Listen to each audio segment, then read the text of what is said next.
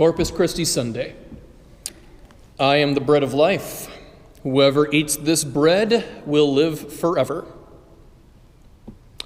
We're not going to have a big dissertation on the Eucharist today because we had that last year. For those of you that would like the reminder, we don't take or snatch Jesus. We receive Jesus into ourselves. We welcome Christ into our lives. That was what we talked about last year. So this year, keep up that variety, I'd like to give you a couple little vignettes about the Eucharist and why it's important. So you may consider this a bread of life sampler platter. First of all, I would like to read you a little something from the book Eucharistic Miracles, always on my bookshelf. And if I just spent my time on Sundays by pulling up a chair and just reading this book to you a few pages per week, that would not be wasted time.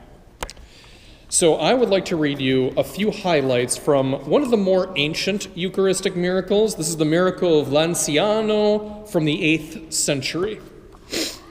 In about the 700th year of our Lord, in a monastery named for the Roman centurion who pierced the side of Christ with a lance, a priest monk of the order of St. Basil was celebrating the holy sacrifice of the Mass according to the Latin rite. His name is unknown, but he was reported in an ancient document that he was versed in the sciences of the world, but ignorant of that of God. Having suffered from recurrent doubts regarding the change of bread and wine into the body and blood of Christ, transubstantiation, he had just spoken the solemn words of consecration when the host was suddenly changed into a circle of flesh, and the wine was transformed into visible blood. Bewildered at first, he regained his composure, and while weeping joyously, he spoke to the congregation, "O fortunate witnesses, to whom the blessed God, to confound my unbelief, has wished to reveal himself visible to our eyes. Come, brethren, and marvel at our God so close to us. Behold the flesh and blood of our most beloved Christ." So it goes on for a few pages about how it was preserved through the centuries. So the host remained a circle of flesh, and the blood dried up into 5 little, pellets. So they did a scientific inquiry of this in 1970-1971. Where was I going to start here? 1 second.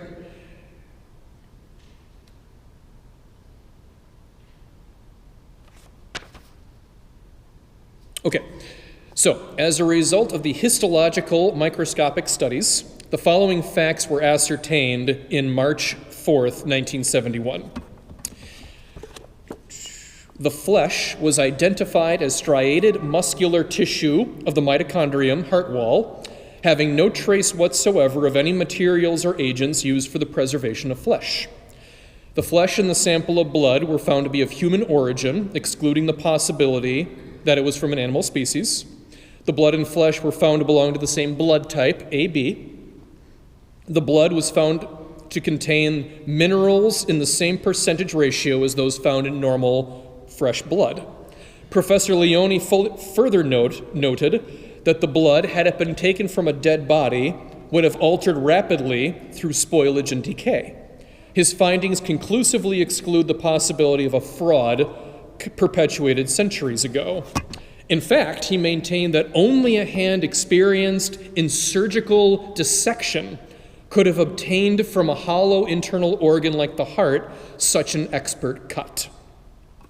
The doctor ended his report by stating that while the flesh and the blood were conserved in receptacles not hermetically sealed, those certainly didn't exist in 700 AD, they were not damaged, although they had been exposed to the influences of physical, atmospheric, and biological agents.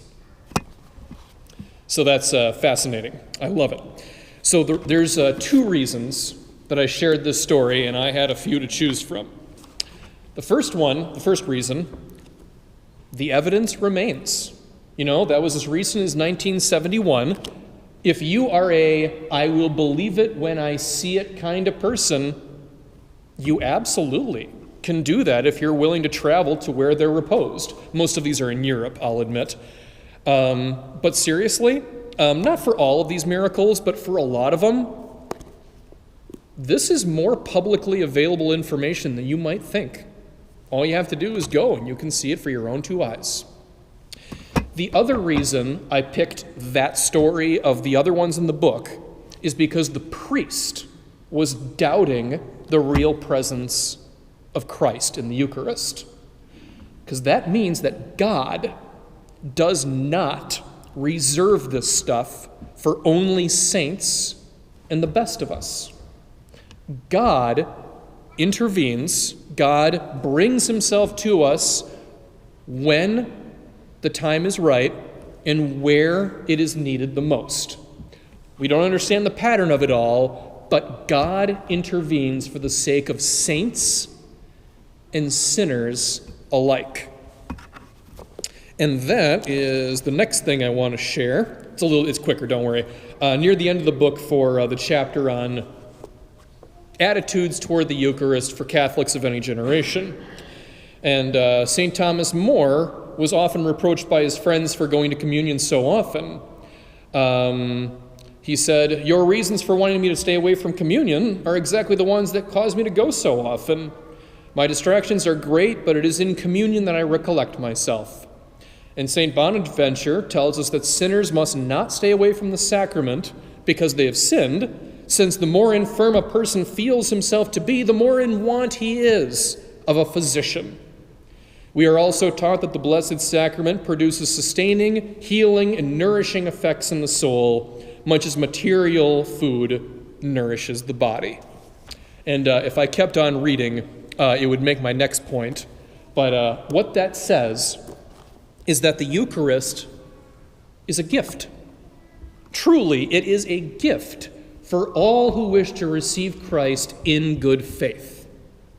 And what it says, in the next paragraph, I'm going to take it in my own direction here, is we do have to be in good faith, in a state of grace, you might say, because it is possible to receive Christ in the wrong way.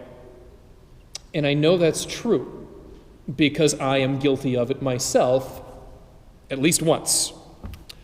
It became a very educational experience. As I've told a lot of my religious ed students in the older grades, preparing them for, confession, I have desperately needed the sacrament of reconciliation, about 5 times in my life, if my count is correct. And one of those times was the junior year of college. I will keep the sin to myself, thank you very much. I felt terrible, though. Seriously, this was one of those sick to my stomach, what is wrong with me kind of sins. And I did deal with it eventually. It took me about 3 weeks to get my head on straight. It was one of those problems that you just couldn't fix in one day, It was one of those deals. So in those 3 weeks, before I made a good confession, I went to church and I foolishly received communion. And it might as well have just been bread. Might as well have been bread. I had Christ in my hand, but that Eucharistic grace was completely sealed off for me. I could tell. I could feel the absence. And so today I stand before you as a guy who knows the power of the Eucharist because I have felt its absence. And walking home from church back to the dorms, I felt emptier than I did before Mass. And that is very rare, very rare. So frankly, those 3 weeks were remarkably bleak. That was a bleak period of time for me, and the reason is perfectly clear. The Eucharist is an amazing tool and a powerful gift, but we have to handle it appropriately and respectfully. That is just so critical. For the record, the spiritual consolation of the Eucharist, it did come back, but not right away. It came back slowly like I was recovering from a long illness. Baby steps, if you will. So,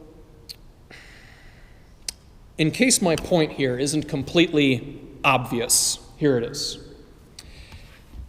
God wasn't the problem. I know we blame God for a lot of things. God was not to blame. I was to blame.